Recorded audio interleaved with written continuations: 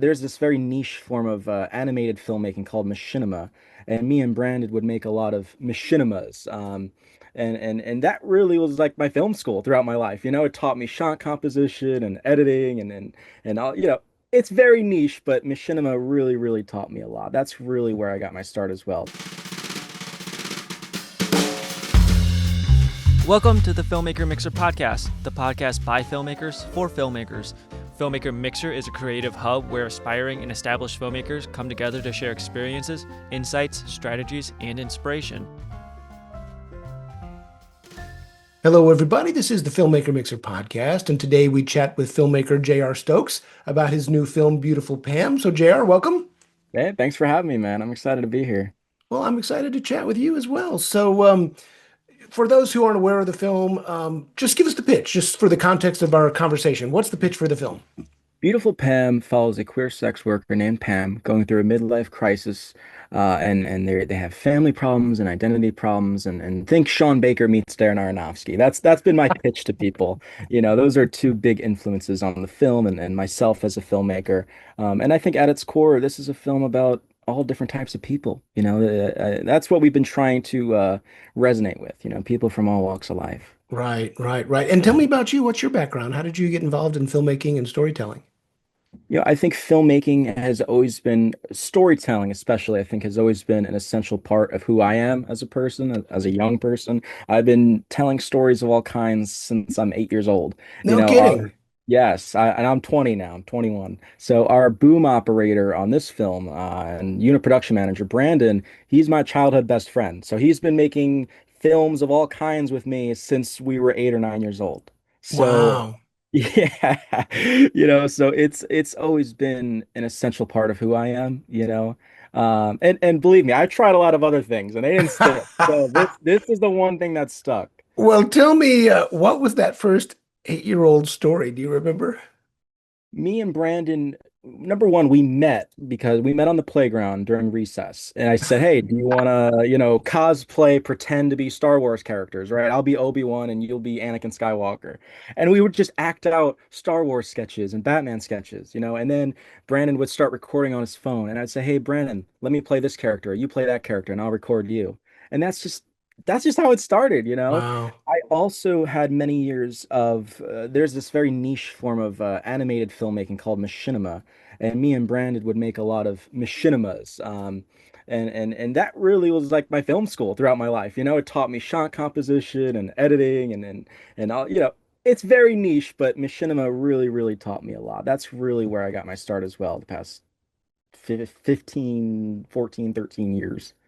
Well, tell me about this production. You said you worked with your buddy on making this film. Was Yeah. this like a micro budget film, or how big or how Yeah. small was? Yeah.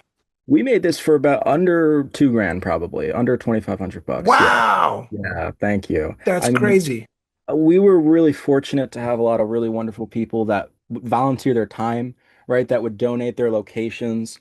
Really, I always like to think of this film in particular, Beautiful Pam, is really a community-driven effort. So many people pitched in, and I'm eternally grateful. It was a really, really wonderful experience. So, what was your footprint like? How big a crew are we talking about? We had our makeup artist, Demetria. She did a fantastic job throughout the film. We had our assistant director, we call him Young Tom because our lead's name is Tom. Um, so we had a unit production manager, Brandon, our assistant director, Young Tom, and our makeup artist, Demi. And then we had our producer, Sarah, as well, that would help find people that would be willing to donate their locations.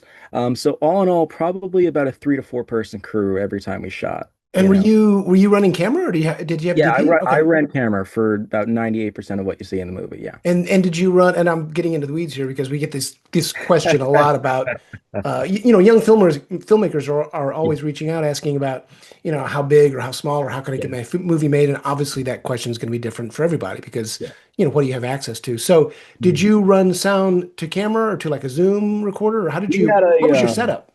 we had a Tascam audio recorder, and we had the boom pole that would plug into that. And my buddy Brandon, we call him the unit production manager, but he's kind of doing everything I need him to do off to the side. So he's holding the boom mic and he's really checking for sound. And we also had the actors wear body mics as well, like lav mics. Yeah. And so yeah, audio. something I learned, audio is really important. Audio is very, very important. So, People will forgive yeah, bad picture before they'll forgive yes. bad audio. Oh, That's for believe me, I sure. know. Yeah, I've learned my yeah. lessons with that. We actually had a few people work in post on the sound as well. We had a couple sound designers. So, sound we really wanted to prioritize with this movie for sure. And how many days? We shot for 23 days, 22 Wow, days straight in September through October of 2024, plus an additional day of pickups in April of that's 2025. a good number of days. I mean, a lot of Hallmark shows will do, they'll have like 15 days, I mean, it's so that's Yeah. good. Yeah, yeah, yeah, yeah. And We how had did about you Oh, I'm sorry, go 2 ahead. weeks of rehearsals as well. We had about 14 days worth of rehearsals. A lot of the actors in the film come from the theater world, from the off-Broadway world. We also have a big theater scene out here on Long Island in New York. So everyone was cool with wanting to come rehearse and really nail it down. And how did you find your cast?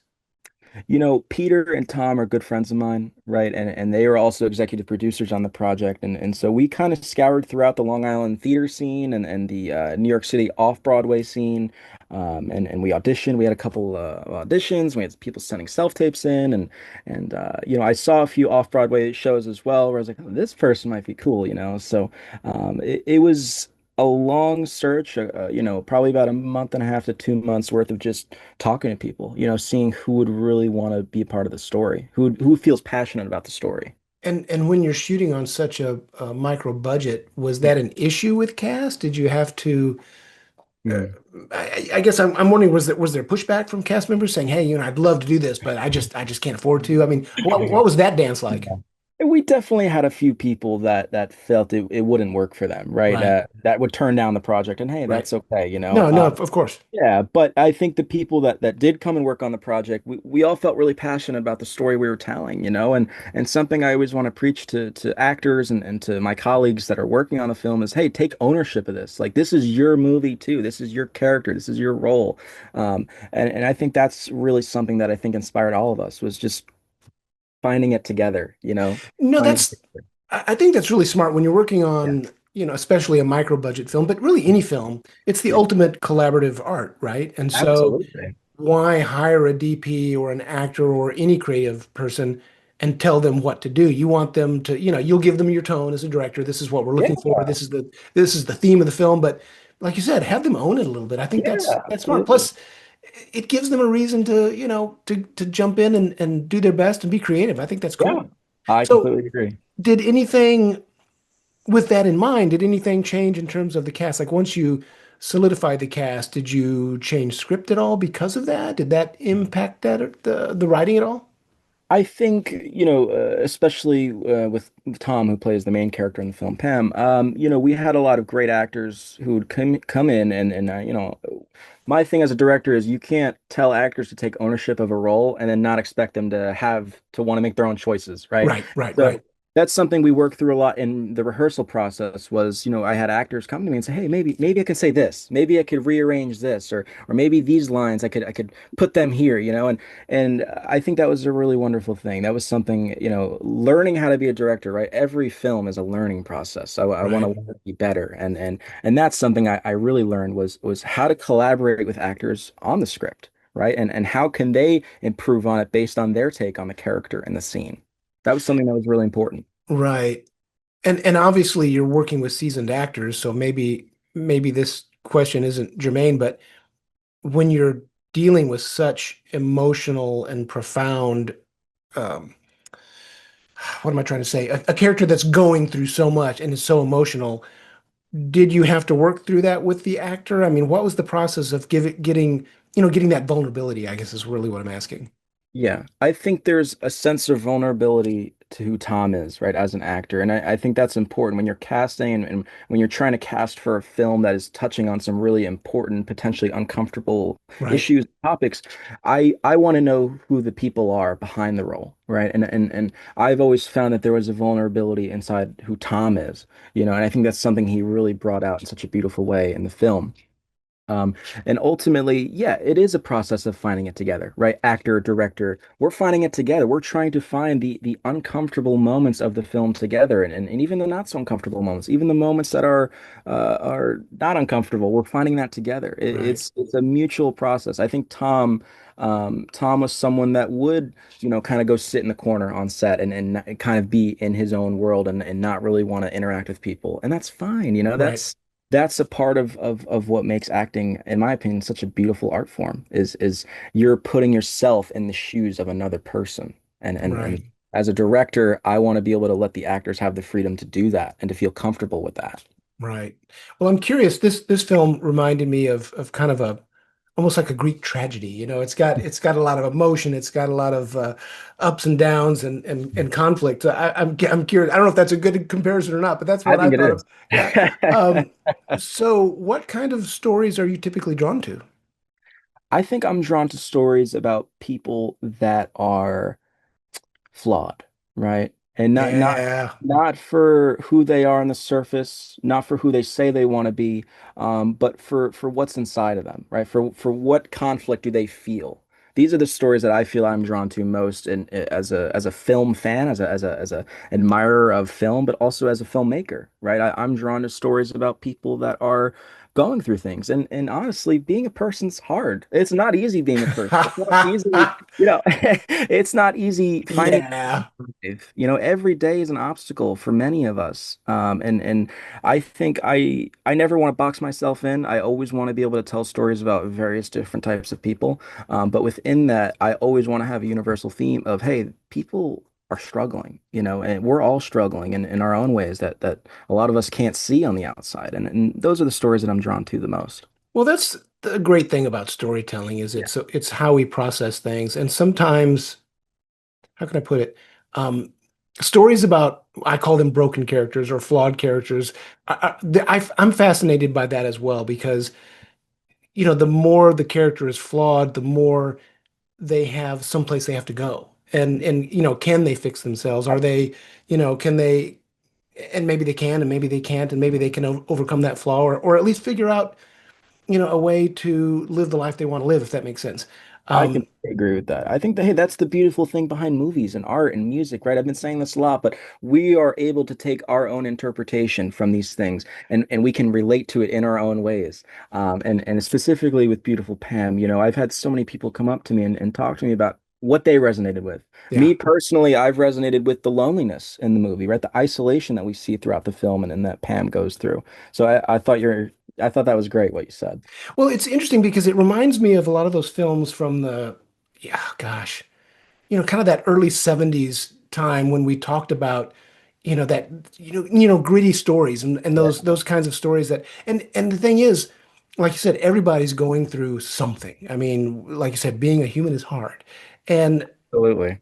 and sometimes we need to watch a film or look at a story about struggles, whether it's a struggle we relate to or don't relate to. The point is, it's a struggle, and we all relate to that. Absolutely. Interesting, interesting. So I want to backpedal to the script. Once you had this, well, first of all, where did the idea come from? Again, I like to sit on my ideas for a while. I like to sit and I like to think and I like to rearrange all of the parts of the story before I get down to it. Right, and I don't want to interrupt your flow. I guess I am interrupting your flow. That's So okay. so character first or plot first? Character first. Character first. So you Character. had an idea for a character that maybe was some shape of this character that ended up in the film. So once you had that idea and thought, wow, that could be interesting, what was the process of saying, okay, what's the most interesting story that I can tell about this person? Well, I think that was a great question before, character or plot. I've never been asked that before, and I've never even thought about that. I've never thought about that. But thinking on it now, I always think of character first, always, And then like I said before, I think of all of the moving pieces that we could see in the story. Now, as far as coming up with the story behind the person, right, behind the character and what this character is going to go through, I was talking to an actor that was a part of the film recently, and I said, my job as a filmmaker, I feel, isn't to really care about what happened before what we see in the film. My Right. job is to be in the seat of the audience and to show them what's happening now and what's going to be happening. And so, as far as telling the story, I meet Pam in my head and I learn a little bit about Pam in my head. But then when I get to writing, I'm solely focused on, okay, well, what's Pam doing tomorrow? What's this character doing next week? Okay, how is this character going to be impacted by this scene? I'm taking it scene by scene. And are you like a note card person? You're keeping like notes on a I don't write board or anything down. I'm at the no, extreme really? extreme. I don't write anything down. I don't do shot lists. I don't do any of that. So you're just processing this all in your head and developing the stories. You go, I interesting. don't recommend that though, because I probably lost a lot of cool ideas because of that. So Yeah, well, hey, it's never too late to get a notebook, take some that's notes. Yeah. that's true. I can't remember if you said this. Is this your first film or is this This or is my second feature. second This is second my feature? second Okay. feature. Gotcha. Yeah, my first feature was again sort of like my film school. That's something I did straight out of high school, and this feature in particular, I consider to be my first real feature. Something that I think is really just trying to step up my process. Every film I make, I want to try and step it up and go bigger in scale. And And so yeah. anything that you would do on this film again and anything you would not do? Did you learn anything that you're like, hey, I would definitely do that again, and this other thing, maybe not so much. Um, as far as what I would do again, in contrast to my first feature with Beautiful Pam, I would edit the film like a documentary. I wouldn't look at the script at all when I was editing Beautiful Pam, and that's something I took from Sean Baker. But I would also like pace myself when I was editing. I used to think that like, okay, I have to go home and look at the dailies and color it and edit it. I don't have to do that. Like I'm the one holding the camera. I know what shots I have. I know what I'm getting. So when I was editing Beautiful Pam, I took my time. I didn't burn myself out. That's something I Right. dealt with a lot during my first feature a few years ago, was I would burn myself out a lot. And as far as Beautiful Pam goes, I really tried avoiding burnout as much as possible. So that's something I think I will continually take with me, right, along this journey. As far as what I wouldn't do again, that's a good question. I got to think about that one. I gotta think about that one. I probably not get fast food at 2 in the morning after a shoot, like probably just try and eat better, and have a healthier sleep schedule when I'm shooting. Well, you're running and gunning when you're making those indie films. So yeah, I get it. I get it. You gotta eat what you can. So what camera did you shoot on? We shot on a Canon R6 Mark II. And that's you said that's a full frame, right? Yes, yes. Is it mirrorless? Yes, Okay. yes, it is. And So we so and why that camera? Why that choice? I'm a Canon guy, and as far as lighting, what we were talking about before, I really like how colors pop on Canon. I'm not Yeah. sponsored by Canon. I just want to preface. I do like how Sony looks, but as far as lighting goes, I'm someone that prioritizes. I want to try and make the movies look interesting as far as lighting and colors. I think that's something that's missing in a lot of modern films. Is like, where's the color, man? And so I really like how color pops on Canon cameras. With such a micro budget and a small crew, what was your lighting setup and how did you try to move quickly with the lights you had? Um, Or I shouldn't say quickly, I should say efficiently. Well, I don't think we moved efficiently with the lighting. I'm gonna be honest. That was the one thing where people were like, "Come on, man, like, let's get this done." I think we did move efficiently as a crew, as a production. I mean, we were shooting, call time at 7 p.m. We're done by 10:30. So, Right.